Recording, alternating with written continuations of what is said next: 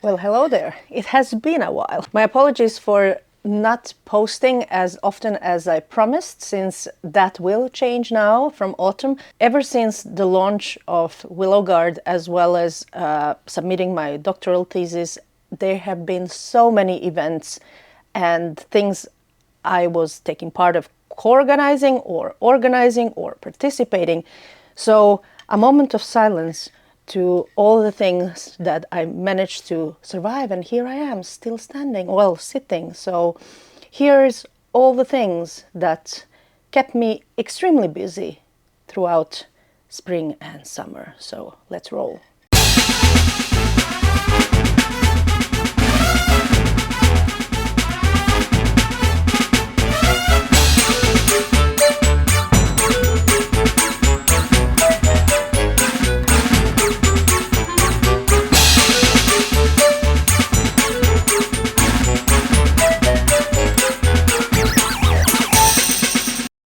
Now that's out of the way, let's talk about self-publishing in 2025. The learnings and also the tips that I can share, as well as what to be aware of when self-publishing, not just in 2025, but I would say in general market state that we have at this very moment. Before we go on, I want to, of course, have a few disclaimers. Given that I will be talking about self-publishing and also want to continue in the next discussions about opportunities in collaborating with publishers, I just want to clarify a few things. First, just because for someone self-publishing works doesn't mean necessarily it might work for your team and you. There are many different battles to pick from when it comes to self-publishing, as well as working with the publisher. So you really have to see what works for you most. And in case of our games so far, we decided to go self-publishing route, not because there were not good publishers out there or anything, just it didn't make sense, either business-wise or, team deciding. So it was not something that we were like against working with. On contrary, we love working with publishers. We have been working, especially on the services side. There is no issue whatsoever. It's just what makes sense for your game, for your audience, and above all, for your team. In majority of the game studios, you do have capability to actually do everything that publisher offers. There are different ways that you can get there, and this is something that we will be discussing today. So that's one disclaimer. Second disclaimer is that I want to explain again, especially for those who are joining for the very first time, from which angle we are approaching this, especially that I'm telling you this. My tale has been up and about for 8 years as a studio, and we have been steadily growing ever since. We have now over 20 people in the team. And again, I will be using Willow Guard as an example just because it's the freshest and just got launched in April, and we have so many stuff happening with that particular IP. So I will be telling you these fresh learnings and fresh tips from this very project. We have other games in the making as well, not just Willow Guard. We have Clay the Last Redemption. We have some other titles in the concepting stage. And plus we work with our partners on various other projects. So as a team, for Willow Guard, we usually have 3 to 5 people full-time dedicated. but the rest are working on other projects and other things. And that also changes a bit the way how we approach tasks. So this is why also our team is able to do these multiple things and manage various things as we go, which allows us also to make decisions and pivot fast, unlike in some other teams or corporations especially. As a self-financing studio overall, so all our projects are self-financed, we decide when and what kind of investments we are actually putting into which project. That means that what we develop, again, I will focus only on our own IPs. So what we develop in the house by ourselves, what do we outsource, what kind of partnership we look for, and overall I will be discussing all of these things, including how we handle marketing, how we handle presence at events, and so forth and so forth. Why are these relevant is because this is the angle from which we come. It might not be something that suits you yet, or it might be something that you do completely differently, which is perfectly okay.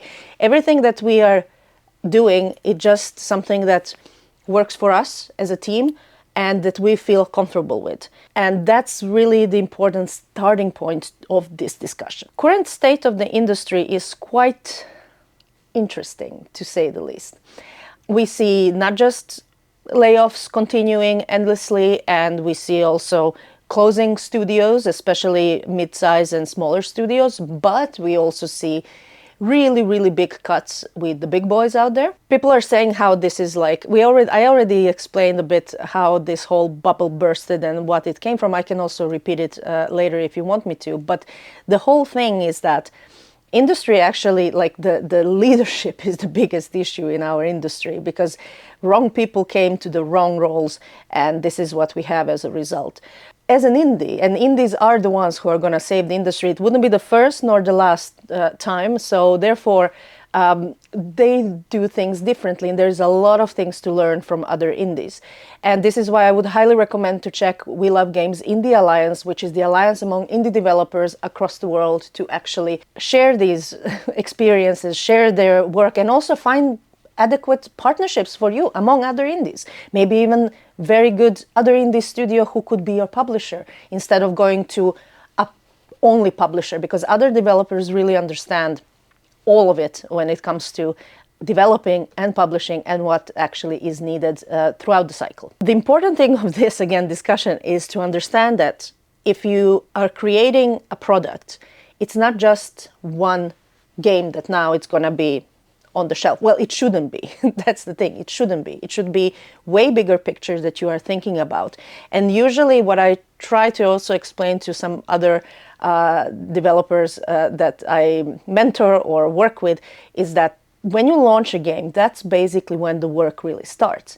Because even if it's single player premium game, just like Willow Guard is, it's a service. You have to treat it as a service. It's not just one-time thing that you put there. Constant updates, not just bug fixes, literally content updates, putting more things, planning ahead, being present in different events, online if possible, so you don't have to necessarily spend as much on travels and participation in different events, but try to be as present digitally or again in person, depending what fits you at this very point. From the big picture, this is where you are then going to plan how to get from spot A to spot B to spot C and so forth.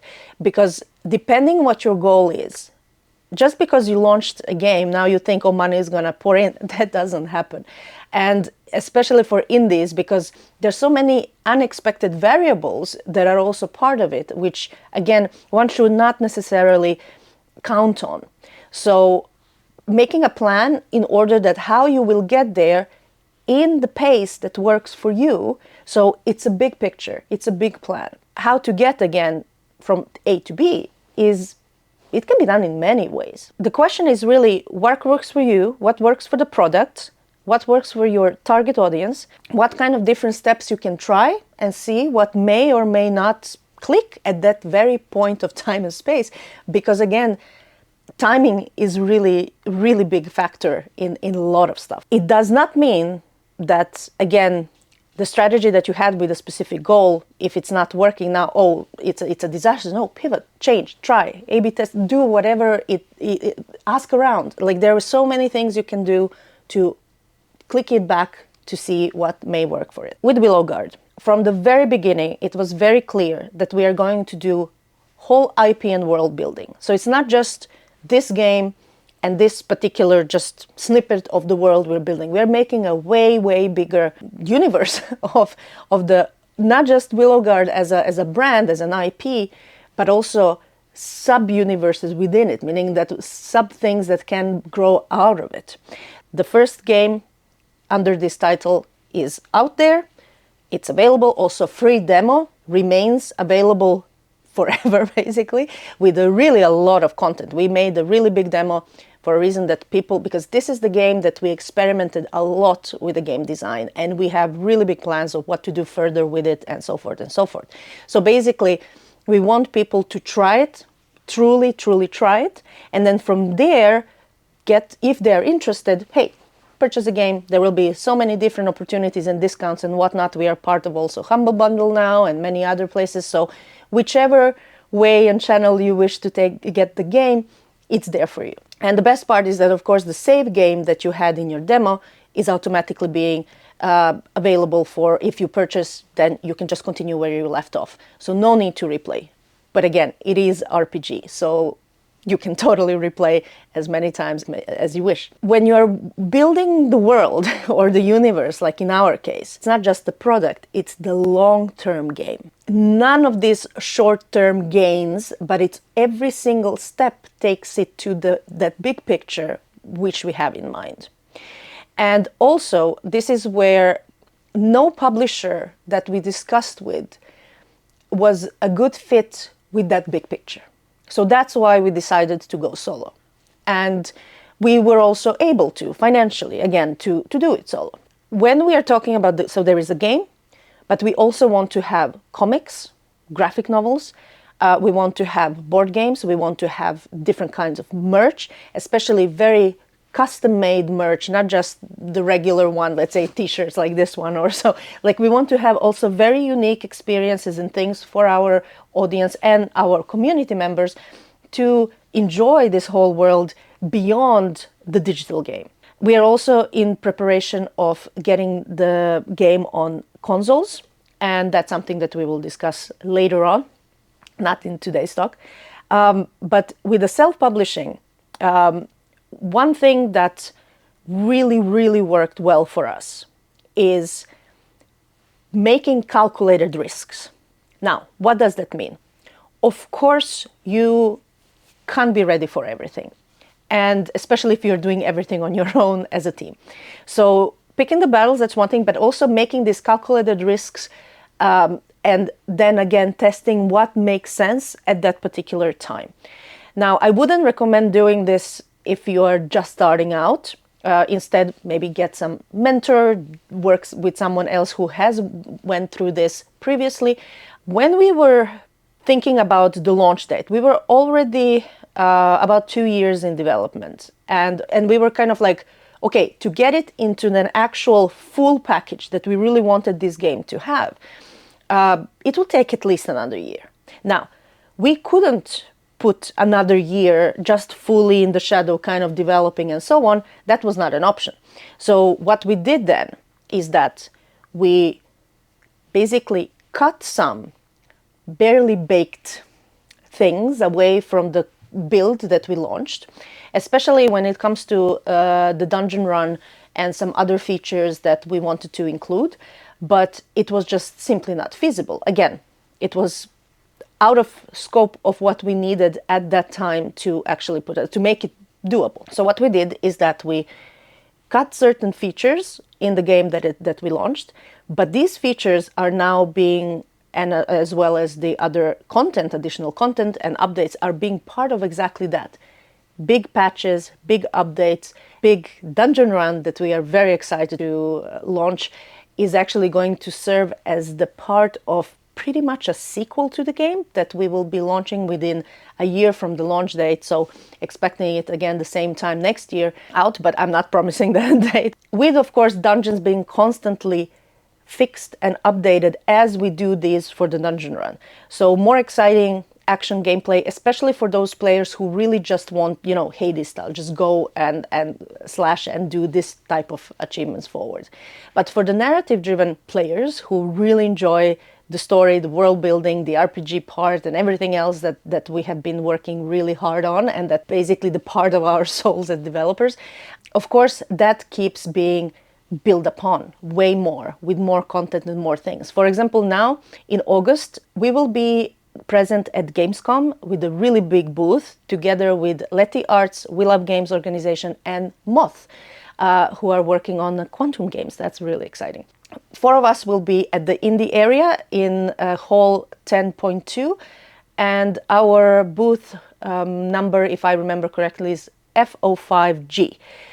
I will post more about that later. But anyhow, the thing is, we will have for the Gamescom week pretty new things to show. Very excited to give one glimpse of the dungeon run that we have been working really hard on, and something to what to expect further. But there are plenty of new characters that are being introduced to the story.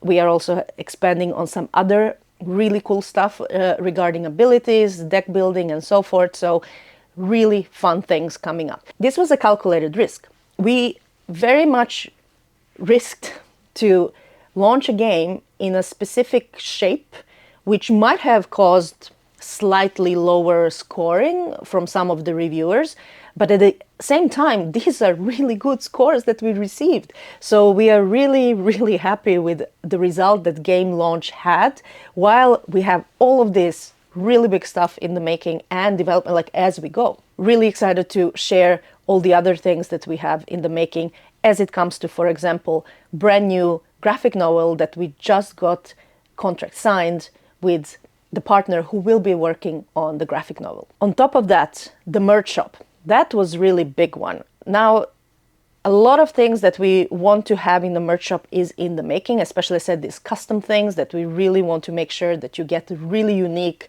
not just mass-produced things here and there, but very much made, even some handmade things available in the shop. But of course, regular merch from, I said, shirts, hoodies, beanies, and many other things, of course, there will be there as well. As developers who really enjoy that type of content from other developers.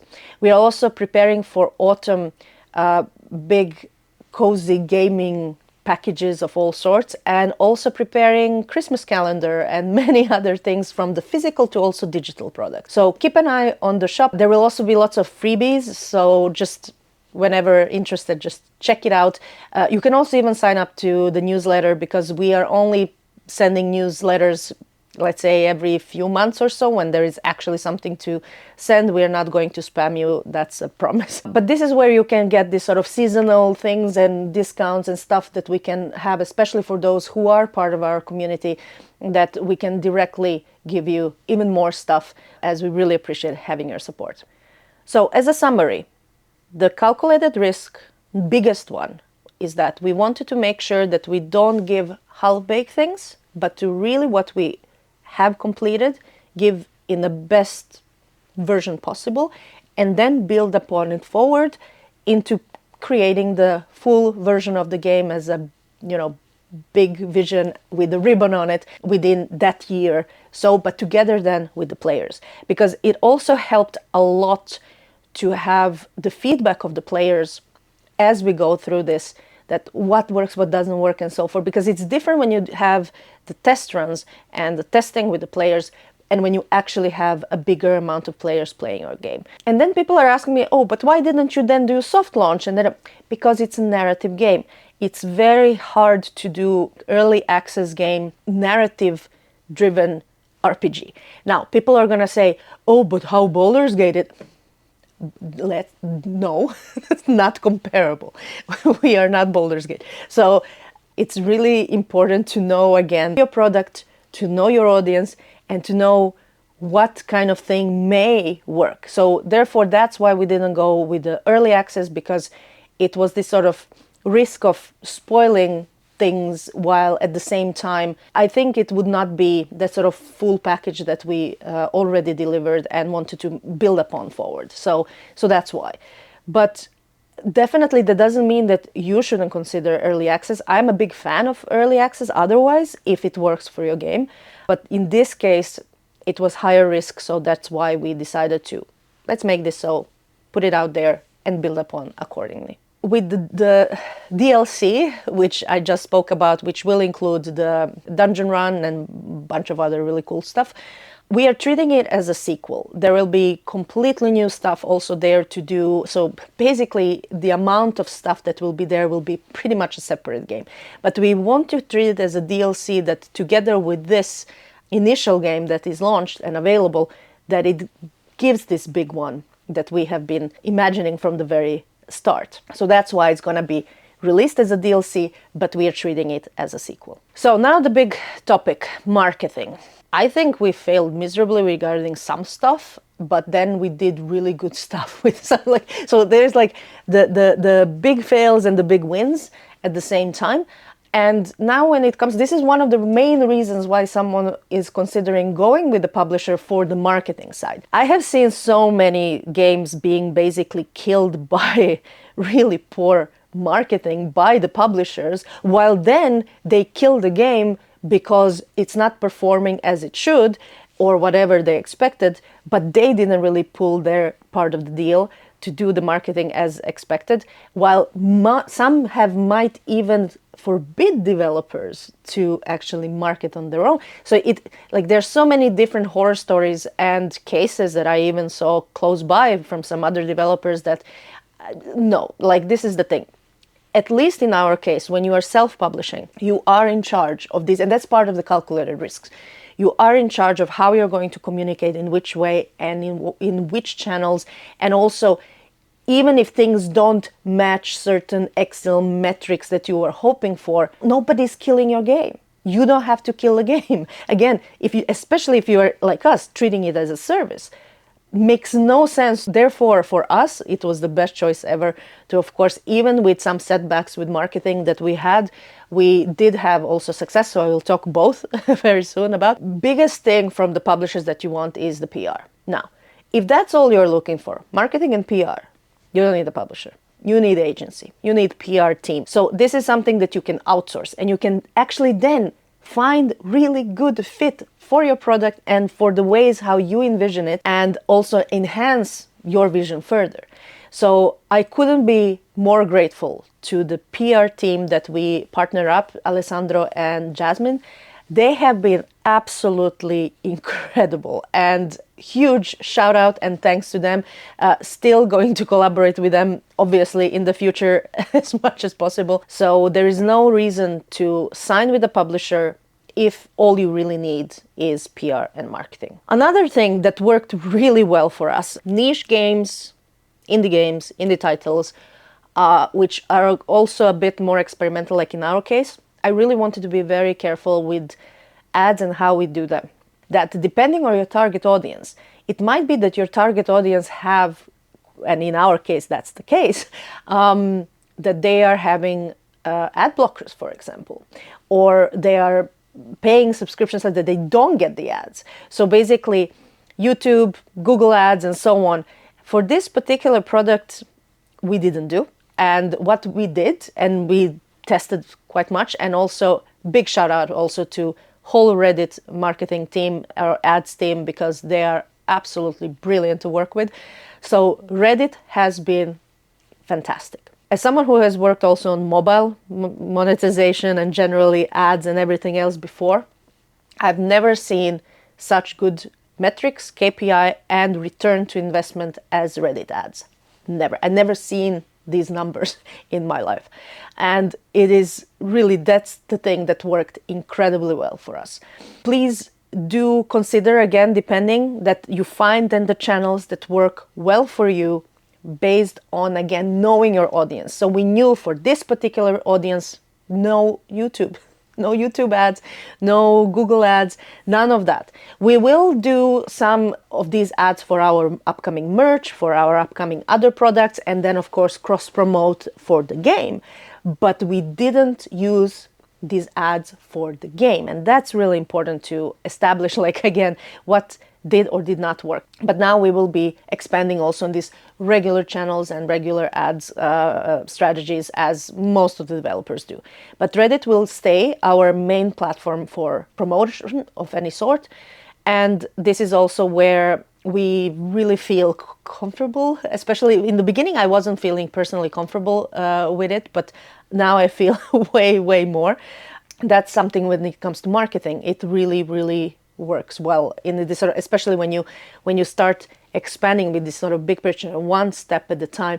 Snowball effects start kicking. So that's beautiful to watch. And most of it has been organic. So also we didn't spend that much on ads, even that we were ready to, and we are ready to spend more, but it really worked well on its own. And I think that's a big success one can actually have when it comes to, indie marketing. IP development.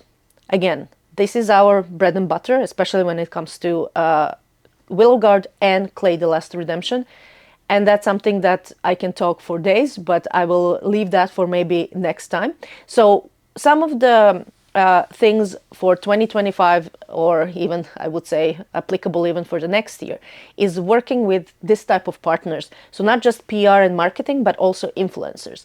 And we mainly focused on mid-size and smaller influencers. Now, what does that mean? Smaller ones can be anything between 2 to 5K followers. Mid-size and higher would be this sort of like 5 to 50K basically. So we didn't want to work with the really big ones or the bigger ones, because one thing that I wanted to also learn more about is this sort of like how the whole collaboration with influencers really hands-on might be working. One thing that I have heard also from other publishers and so forth is that when you work with the bigger influencers, most of their audience also want to look at them. I mean, they are there to watch their star performing. And it's not always return on investment, because these guys are expensive. Like, these people are really expensive. And they might be worth it, again, depending now on your product, depending on the audience. But in majority of cases, it seems that people watch them for their performance, of course, not necessarily what games they are playing. The return on that big money investment is not really always paying off. Now, of course, different cases, different stories, but as again, this is calculated risk. So we didn't want to risk that yet. It has been wonderful to work with the influencers we had partnership with, and we are of course looking forward to work with more influencers. So hey, if you see this and you want to work, especially if you enjoy playing RPG games and want to work with us, we are always welcoming new content creators of any sorts to collaborate. And another really important thing with the, let's say, smaller influencers is that even if they have, again, I mentioned 2 to 5K, or again 5 to 50K, that's already kind of like decent sweet sum. But these are different views. These are like different eyes that have now seen your game. And even if some percentage of those come to actually play your game as a demo or purchase it immediately and so forth, that's a win. And you haven't risked too much, especially if you have a lot on your plate. Because if you're doing everything yourself, you really have to pick your battles. And this is why working with smaller and mid-sized influencers have been a blast. I have a list of quite many wonderful people we had collaborated throughout the years. I'm happy to also share some names. Also feel free to reach out directly and I can just send you directly some good names, depending especially if there's some specific type of content creator that you're looking for based on your product. Launching your game in the market of absolute doom, what you see out there, I couldn't be happier with the choices that we have made. As said, certain marketing aspects, especially kind of like posting often and so on, like that is always the biggest issue. But still, the results worked really well, and we are definitely now putting all our efforts for the autumn, because we have finally products also from the merch side and also different kind of products related to the game that are coming launched from September on. And of course, Gamescom. So please, if you are attending Gamescom, come and visit our booth. This is the very first time that we are being on the commercial side, on the actual, players coming in person to play the game there. So far in Gamescom, we were always on the B2B side, so basically not really dealing with consumers. But this is the first time, and we were the ones leading the organizing of the booth and everything else. So if you want to know more about what it takes to make own booth as an indie studio at Gamescom, I'm happy to make a video just about that. So let me know in the comments if this is something you would like to see. And then thank you also for all the questions I have been getting throughout these months. Besides all the chaos that I had with work, teaching, thesis, everything else, I also had really bad allergies. And trust me, even some days where it's like, hey, I could record, I could not record. I had no voice or I couldn't breathe. So yeah, it has been really, really humid and pollen heavy summer here in Finland. So it has been also struggling that way. But now things are good and I'm getting back to my usual schedule. Kind of like, I will also post more things to catch up with the stuff I wanted to share throughout spring, videos with some of the guests that I have had as part of kind of like fireside chat and so forth. But then the questions, some of the really cool questions I received from you were about games, that like what I have been playing throughout the summer. Oh boy, I can't stop, and don't ask me why, so since I played it before, but now I have been playing Warhammer Mechanicus and just can't get enough of it. I don't know, it's just like that has been my go-to every evening to wind out. And also Clair Obscur, absolutely brilliant. Chef's kiss. So if you haven't, check it out. Everything perfect. So highly recommend that one from the newer games. Oh, loads of board games. We just got the big version, like basically expansion combined with the first edition of Eclipse. So that's a big one. And then Everdell, from the cute little critters. Lots of different board games, because that's how bad nerds we are. It's always some board game. I mean, every week some board gaming takes place. So that has been also a nice way to relax, even though I don't do summer holidays. So I have been working fully, especially in preparations for Gamescom and all the other launches that we have in the upcoming months, especially from the products and so forth. So I have been really busy, and now back to usual madness from August forward. Few weeks until Gamescom, and then preparing for the rest of the madness in September and October, especially for the Finnish Games Week, which will be from 6th to 10th of October. So excited to share more about it. But for now, thank you once again for being here. Keep those questions coming, and I will continue next time on publishing. So, see you then.